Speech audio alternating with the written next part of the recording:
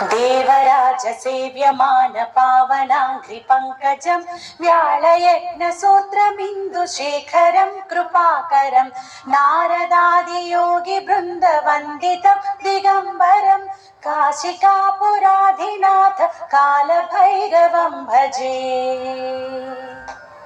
भानुकोटि भास्वरं भवापीलकण्ठमीप्सितार्थदायकं त्रिलोचनं कालकालमम्बुजाक्षमक्षशूलमक्षरं काशिकापुराधिनाथ कालभैरवं भजे।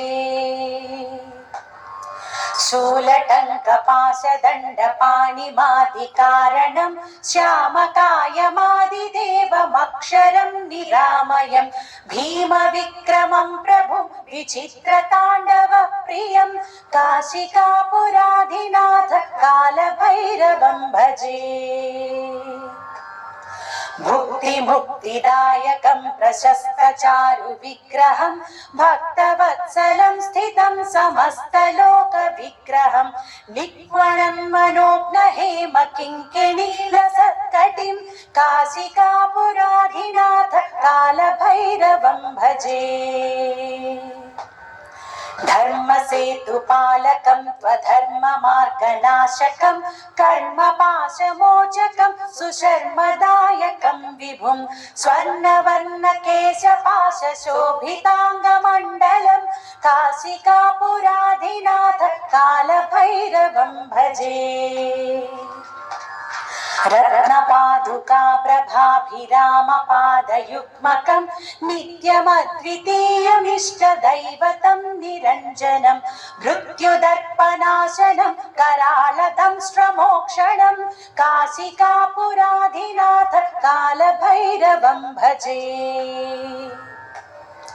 अट्टहासभिन्नपद्मजाण्डकोशसन्ततिं दृष्टिपातनष्टपापजालमुग्रशासनम् अष्टसिद्धिदायकं कपालमालिकाधरं काशिकापुराधिनाथ कालभैरवं भजे।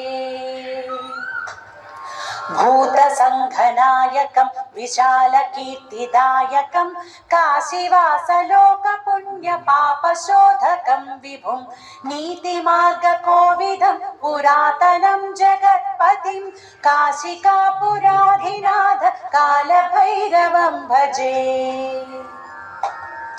कालभैरवाष्टकं पठन्ति ये मनोहरं ज्ञानमुक्तिसाधनं विचित्रपुण्यवर्धनं शोकमोहलोभदैन्यकोपतापनाशनं ते प्रयान्ति कालभैरवाङ्घ्रिसन्निधिं ध्रुवं काशिकापुराधिनाथ कालभैरवं भजे।